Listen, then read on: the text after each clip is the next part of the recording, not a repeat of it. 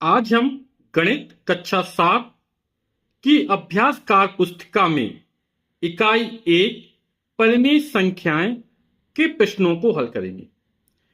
पहला प्रश्न है, किसी भी परिमेय संख्या को p बटे q के रूप में व्यक्त किया जा सकता है। p और q पूर्णांक हैं, किंतु q बराबर नहीं 0, यानी q का मान शून्य नहीं हो सकता है। और ये परिमेय संख्या की यदि परिभाषा पूछा जाए तो ये परिमेय संख्या की परिभाषा भी है। परिमेय संख्या किसे कहते हैं?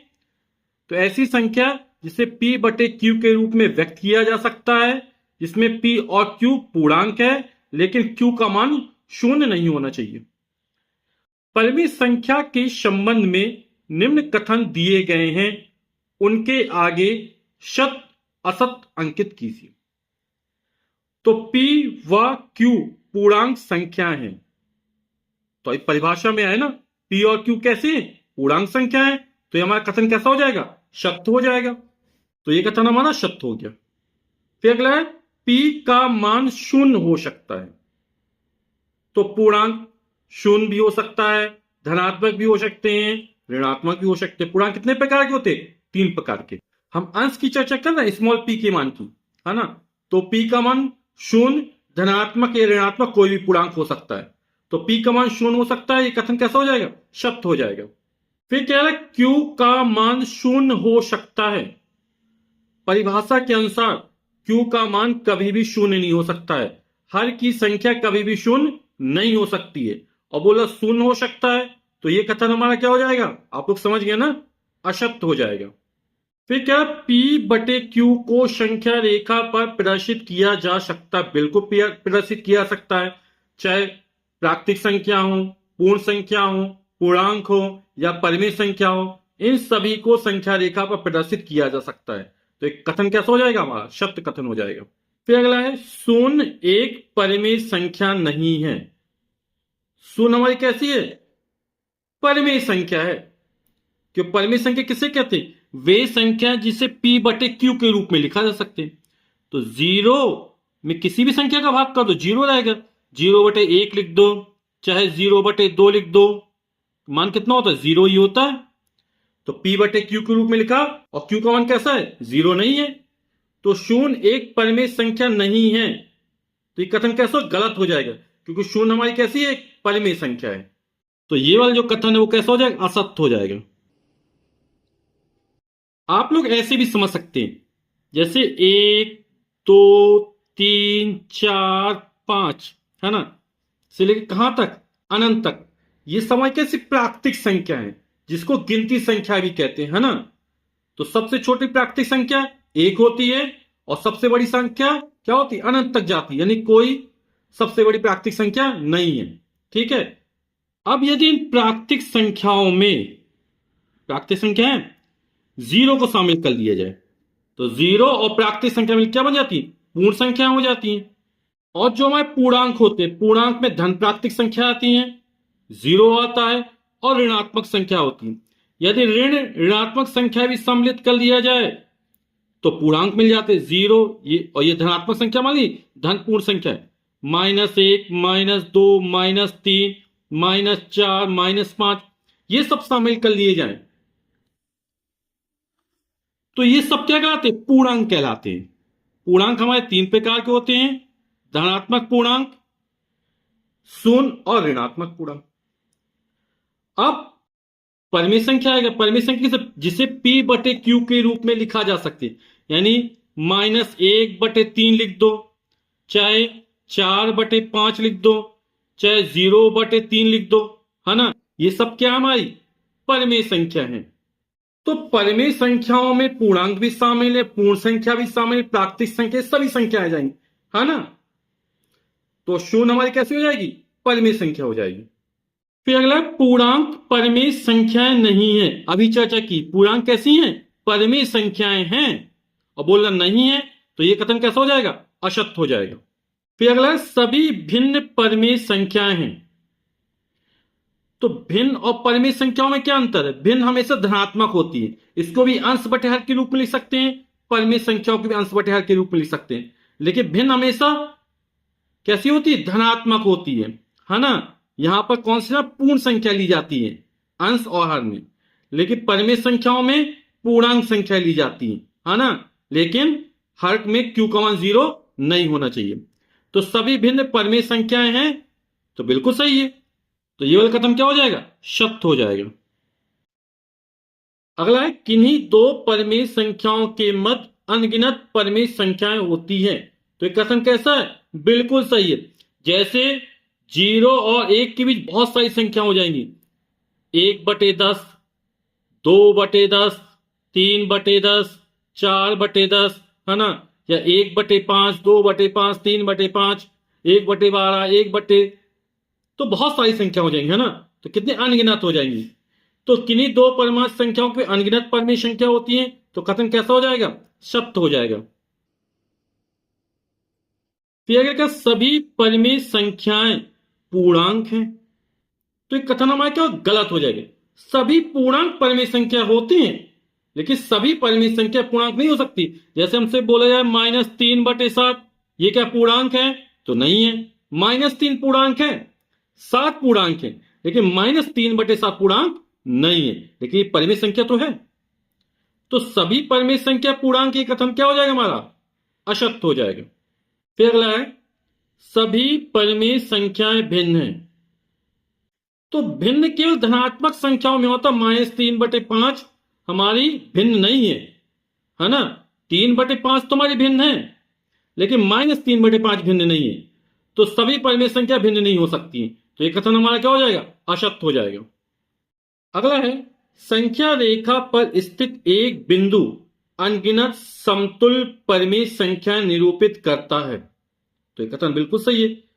जैसे समतुल्य परिमेय संख्या क्या हो जाएंगी, जैसे हमने 3/4 लिखा, तो अंश और हर में 2 का गुणा कर दो, तो 6/8 हो जाएगा।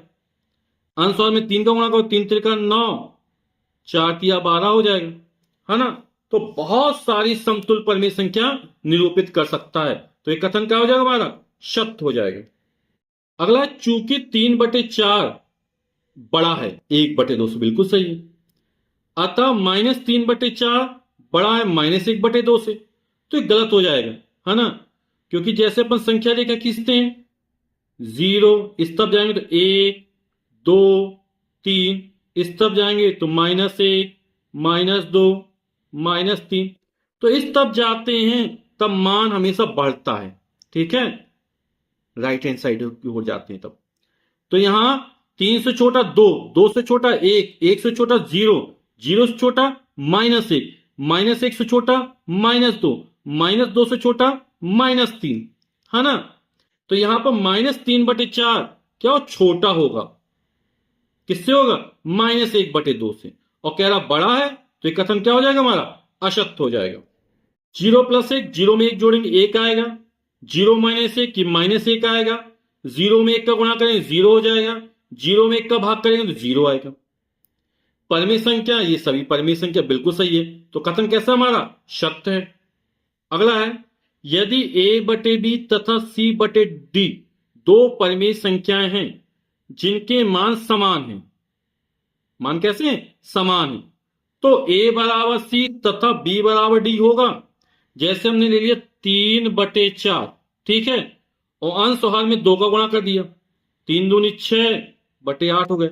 ये दोनों समान तो हैं, ठीक है। तो 3 = 6 है क्या, नहीं है। 4 = 8 है क्या, बिल्कुल नहीं है। तो a = c नहीं होगा ना, b = d होगा। और बोल रहा है, तो कथन क्या हो जाएगा हमारा, गलत हो जाएगा, असत्य हो जाएगा। तो यहां पे लिख देंगे असत्य। अगला है, यदि a/b तथा c/d दो परिमेय संख्याएं हैं जिनके मान समान हैं, तो a = c, ad = bc होगा। तो अभी किया था 3/4 = 6/8, यही है, बराबर है दोनों। तो a = c है क्या, नहीं है। लेकिन ad क्रॉस गुणा किया गया, 8 में 3 का गुणा, 8 × 24, 6 × 4 = 24, ये तो बराबर है। a/b = c/d है, तो क्रॉस गुणा करें तो ad = bc, तो सही है। लेकिन अंश बराबर होंगे, ये गलत है हमारा। ए बराबर सी नहीं होगा तो ये कथन क्या हो जाएगा हमारा, असत्य हो जाएगा। तो ये वाला कथन क्या हो गया, असत्य हो गया। प्रश्न संख्या 2 है, ऋणात्मक संख्याएं शून्य से छोटी तथा धनात्मक संख्याएं शून्य से बड़ी होती हैं। बिल्कुल सही कथन है हमारा ये। कह रहा है निम्न कथनों के आगे सत्य असत्य अंकित कीजिए। तो अभी चर्चा की थी ना, जब हम संख्या रेखा खींचते हैं तो इस तब कैसी धनात्मक संख्या आती है, इस तब कैसी ऋणात्मक संख्या आती है, बीच में आता है शून्य। जब हम दाईं ओर से बाईं ओर की तरफ जाते हैं तब मान क्रमशः कम होता चला जाता है। तो 2/3 बड़ा है 0 से, तो धनात्मक संख्या हमेशा 0 से बड़ी होगी, तो ये कथन कैसा हो जाएगा, सत्य हो जाएगा। फिर क्या है, -2/3 बड़ा है 1/3 से, तो ये ऋणात्मक संख्या है और ऋणात्मक संख्या हमेशा धनात्मक संख्या छोटी होती है। और ये बोला बड़ी है, ये बड़ी है, तो गलत हो जाएगा ना, तो हो जाएगा असत्य। अब 0 शून्य छोटा है, किससे छोटा है, -1/4 से, तो ये भी गलत है। शून्य हमेशा ऋणात्मक संख्याओं से बड़ा होता है, ऋणात्मक संख्या इस तरफ आती है तो शून्य बड़ा होता है, और ये क्या है, छोटा है। 0 इज लेस देन -1/4, तो ये कथन क्या हो जाएगा, असत्य हो जाएगा। फिर अगला कह रहा है 0 शून्य छोटा है -5/3 से, ये भी इसी प्रकार का है ना। 0 हमेशा ऋणात्मक संख्याओं से कैसा होता है, बड़ा होता है, ये इसमें आ रहा छोटा है, तो ये कथन क्या हो जाएगा, असत्य। फिर अगला 1 छोटा है -7/5 से, तो ये कैसी ऋणात्मक संख्या है, एक कैसी है, धनात्मक संख्या, कोई चिन्ह नहीं लगा, मतलब धनात्मक संख्या। और धनात्मक संख्या हमेशा ऋणात्मक संख्या से बड़ी होती है, और इसमें बड़ा एक छोटा है, तो क्या हो जाएगा, गलत हो जाएगा, यानी असत्य हो जाएगा। तो अगले 1 छोटा है 7/5 से, तो 7/5 ये भी धनात्मक संख्या, ये भी धनात्मक संख्या है। जब अपन 7 में 5 का भाग करेंगे तो 5 एकम 5, 7 में 5 गए 2, दशमलव लगाएंगे, 0 लगाएंगे, 5 चौक 20, 1.4 आएगा, है ना। तो 1.4 बड़ी संख्या है ना, एक से। अंश कैसा है, हर से बड़ा है, तो मान हमेशा एक से ज्यादा निकलेगा। तो ये क्या है, एक से बड़ी संख्या है। एक क्या है, 7/5 से छोटा है, तो ये हमारा क्या हो जाएगा, सत्य कथन हो जाएगा। प्रश्न संख्या 3 है, -3/-4, -2/5, 5/-4, -4/7, -2 सही 3/5, 0 7/8, 9 3 सही 1/2 में धनात्मक व ऋणात्मक परिमेय संख्याएं छांट कर लिखिए। तो ये -3/-4, माइनस से माइनस कैंसिल हो जाएगा, या अंश और हर में -1 का गुणा करेंगे तो ये धनात्मक संख्या मिल जाएगी, तो ये हमारी धनात्मक संख्या है। -2/5 ये ऋणात्मक संख्या है। अंश और हर दोनों माइनस हो तो माइनस से माइनस कट जाता, लेकिन कहीं एक जगह माइनस हो तो वो ऋणात्मक, ये भी ऋणात्मक संख्या, ये भी ऋणात्मक संख्या, ये भी ऋणात्मक संख्या है, ये भी ऋणात्मक संख्या है। जो शून्य होता है ना धनात्मक है ऋणात्मक है, अभी चर्चा कर चुके थे, है ना। 7/8 ये हमारी धनात्मक संख्या है, 9 हमारी धनात्मक संख्या है, और 3 सही 1/2 ये हमारी धनात्मक संख्या है। तो धनात्मक संख्या कौन कौन सी हो जाएंगी, -3/-4, 7/8, 9 और 3 सही 1/2। अब ऋणात्मक संख्या ये -2/5 हो जाएगी, 5/-4 हो जाएगी, -4/7 हो जाएगी, और -2 सही 3/5 हो जाएगी। ठीक, 0 हमारी ना धनात्मक संख्या न ऋणात्मक संख्या है, ये किसी में शामिल नहीं होगी। प्रश्न के 4 है, दी गई संख्या रेखा पर -5/4 व 3/4 को अंकित कीजिए। तो बटे में कितना 4 आ रहा, आप देखेंगे 0 से लेकर 1 तक के बीच में 1 2 3 4, इसको 4 भागों में बांटा गया। तो 0 इसको क्या लिख सकते, 1/4 हो जाएगा, 2/4, 3/4, और 4/4 कितना हो, 4 में 4 का 1 आ जाएगा। ठीक है, इस तरह आगे बढ़ो तो हो जाएगा 5/4, 6/4, 7/4, 8/4, 4 एक कम 4, 4 दूनी 8, यानी 2 आ जाएगा। इस तो यहां भी काट सकते, 2 एक कम 2, 2 दूनी 4, ये 1/2 होगा। ये समतुल्य परिमेय संख्या है हमारी, ठीक है। इस तो 6/4 भी कट जाएगा। जब हम शून्य के इस तरफ जाएंगे तो आएगा -1/4, -2/4, -3/4 और -4/4 कितना होगा? -1 होगा। फिर आएगा -5/4, -6/4, ठीक है ना, -7/4, -8/4, 4 दूनी 8, ये -2 हो जाएगा। तो हमें -5/4 चाहिए और 3/4 चाहिए, तो -5/4 संख्या रेखा में ये हो जाएगा, और 3/4 चाहिए तो 3/4 ये हो जाएगा हमारा, ठीक। प्रश्न संख्या 5, बिंदु C का मान -1 है, तो बिंदु A व बिंदु B का मान क्या होगा?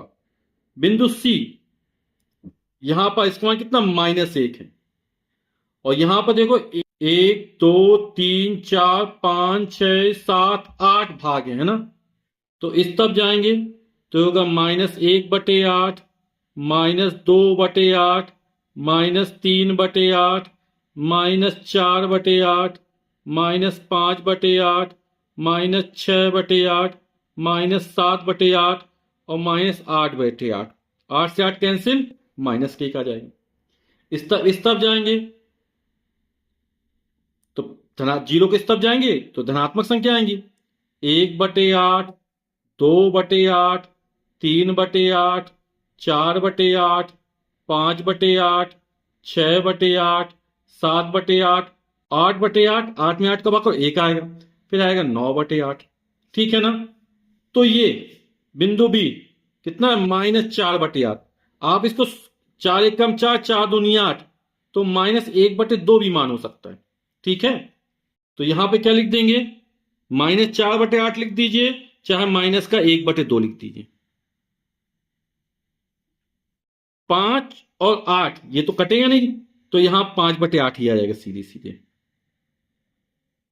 इस अभ्यास पुस्तिका के अगले सवाल अपन लोग वीडियो के अगले भाग में देखेंगे।